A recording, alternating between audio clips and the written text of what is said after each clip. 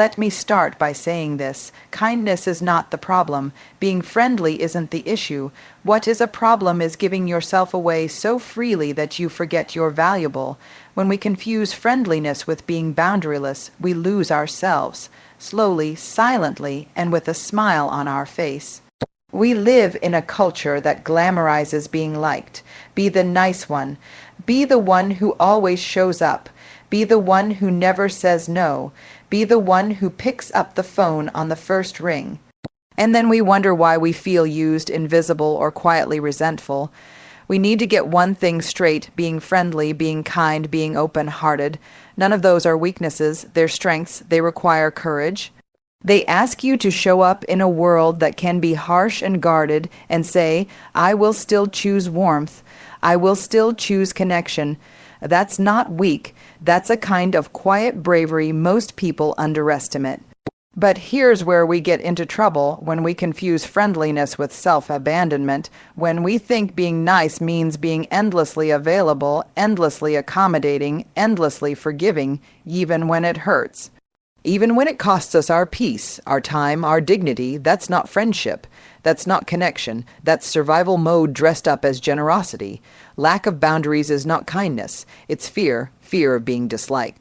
Fear of disappointing others, fear of being alone, so we keep saying yes when we mean no. We keep laughing things off that actually stung. We keep showing up when our soul is telling us, you don't belong here anymore. And what happens when we live like that? We begin to resent the people we're trying to please. We start to shrink in spaces where we used to shine. We lose the sense that our voice matters, that our needs matter. Here's the truth, people. Pleasing is a boundary problem. It's not about being too nice. It's about not knowing where you end and others begin. Being friendly with boundaries is powerful. It says, I care about you, but I also care about me. It says, I'm here for you, but I'm not going to abandon myself to do it. And that kind of clarity, that kind of self-respect, that builds real trust, real connection, real love, because boundaries don't push people away.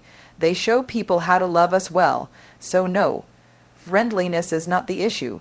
You can be soft, you can be warm, you can be welcoming. But let that friendliness come from a place of groundedness, not from fear.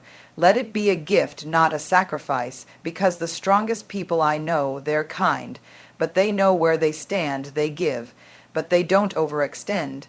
They love, but they don't disappear, and that's not weakness. That's wisdom. Let's talk about over-availability. It often starts with good intentions. You want to be there for people. You want to be dependable, supportive, the one who shows up. And that's beautiful until it becomes the very thing that erodes how people see you. We don't like to admit it, but humans are wired to assign value based on scarcity and effort. When something or someone is constantly accessible, constantly saying yes, constantly within reach, it stops feeling special. It stops feeling intentional. It becomes expected, routine, easy to overlook. And here's the irony: the more you offer yourself without pause, without limits, without invitation, the more invisible you can become. Over-availability can be like background noise, always present but rarely truly heard. It doesn't mean you're not important. It doesn't mean you're not worthy. But it does mean that others stop recognizing the significance of your presence because they've never had to earn it, respect it, or wonder if they're misusing it. It's not that you should be withholding or cold. That's not the answer, but your time, energy, and emotional bandwidth are limited. And when you give them away freely to everyone, all the time, you unintentionally send the message that your presence costs nothing. And here's the thing about what costs nothing. People don't usually take care of it. They don't handle it with reverence. They don't feel the need to protect or prioritize it. Let me be clear. This doesn't mean your worth is tied to how people treat you. Your worth is intrinsic. It's non-negotiable, but the way you manage access to yourself influences how people experience that worth. Sometimes it's the pause that gives power to your presence. Sometimes the fact that you don't always say yes is what makes your yes meaningful. Sometimes taking a step back lets others realize what they've been taking for granted. If you're always the first to respond, the first to offer help, the one who never needs time, space, or support, you may be building a version of yourself that looks generous on the outside, but quietly empties you out on the inside. You are allowed to be less available. You are allowed to wait before replying. You are allowed to have sacred time, private energy, and unshared thoughts. In fact, the healthiest relationships are built not on constant contact, but on mutual respect, the kind that says, I value you enough to not expect everything from you. I value you enough to not drain you. When you stop making yourself endlessly accessible, people either learn to respect your space, or reveal that they never really valued your presence in the first place. Either way, you get clarity, and clarity is a gift. So no, you don't have to pull away out of spite. You pull away out of wisdom, out of self-trust, out of a desire to be experienced as someone who matters, not someone who is just there, because you're not background noise. You're a symphony, and not everyone deserves front row seats. We live in a world where always on has become the norm. Texts are expected to be answered in minutes. Messages left on read stir up anxiety.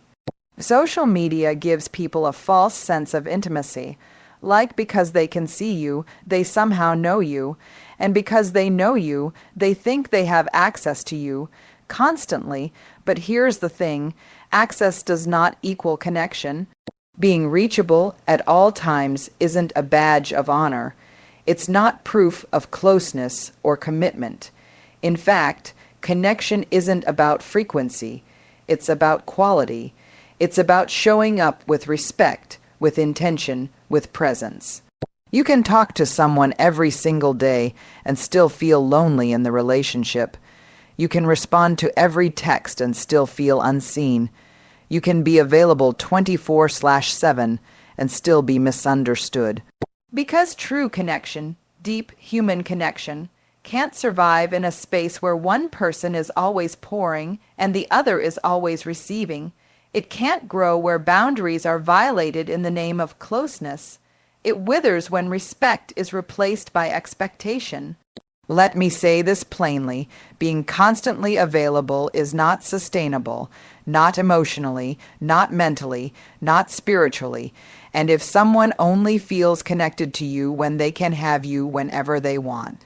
That's not connection, that's control. Mutual respect says, I see you not just as someone who can help or respond or be there for me, but as someone with your own needs, your own life, your own sacred limits. Mutual respect honors the person, not just the presence. And here's where it gets even more honest. Sometimes we overgive access because we're afraid that if we're not always there, we'll lose the relationship, afraid that setting boundaries will make us look distant or selfish. So we stretch ourselves thin, we answer when we're tired, we show up when we're depleted, we make ourselves small just to keep the connection alive, but that kind of connection, it's not rooted in love. It's rooted in fear, and anything built on fear won't last. The best connections in life are not the ones where you're glued to each other. They're the ones where space is respected, boundaries are honored, and time apart strengthens trust instead of creating tension. Where someone says, take your time, and they mean it. Where you can say, I need a moment, and it doesn't spark guilt or panic. Connection is strongest when both people feel safe to be their full selves, not just their most available selves. So if you've been thinking that the only way to maintain connection is to constantly give, constantly reply, constantly be on, let this be your permission to stop, step back, breathe. The people who truly respect you will not be threatened by your boundaries. In fact, they'll lean in more deeply because of them, because connection doesn't mean constant access. It means consistent care, and the difference between those two is where real relationships are born. We're taught early, explicitly and implicitly, that yes is good, yes is polite, yes is kind. We're told that being helpful, agreeable, accommodating makes us likable, and that being liked means we belong. So we start handing out yesies like candy. Yes, I'll help. Yes, I'll come. Yes, I'll do it, even though I'm tired, even though I'm drowning, even though a voice inside me is quietly whispering, you don't have the capacity for this. But here's the truth that many of us only learn the hard way. A yes that costs your well-being isn't kindness, it's self-betrayal, and that's why saying no can be the most loving thing you do, because no isn't rejection. It isn't cruelty, it isn't selfishness. When said from a place of truth and self-awareness, no is actually one of the deepest forms of honesty and love you can offer, not just to others, but to yourself. Think about it. When you say yes out of guilt, fear, or obligation, you may give someone your time. But what are they really getting? A drained version of you, a distracted version, a resentful version. That's not love. That's survival. And over time, those kinds of yesies build relationships rooted in performance, not authenticity. But when you say no, because you've checked in with yourself and realized you don't have the emotional space, the energy, the alignment, that no becomes a form of respect. It says, I care about this relationship enough not to lie. I value our connection enough not to show up half-heartedly. I respect myself enough not to abandon my own needs just to be accepted.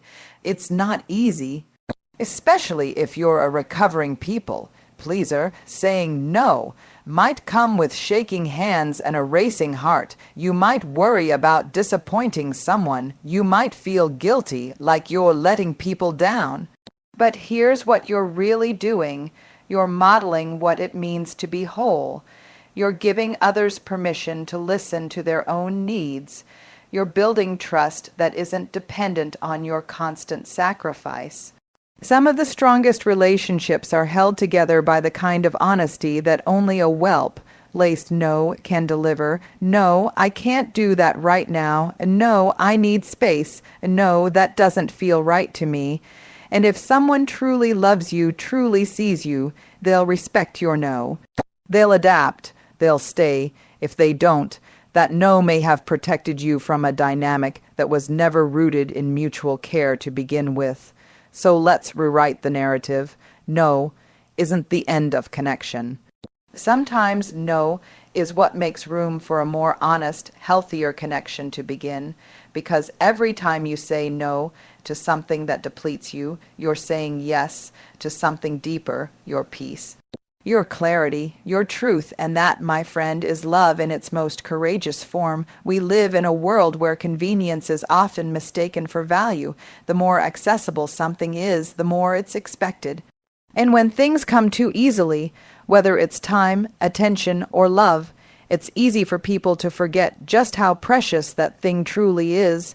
People respect what requires intention to access.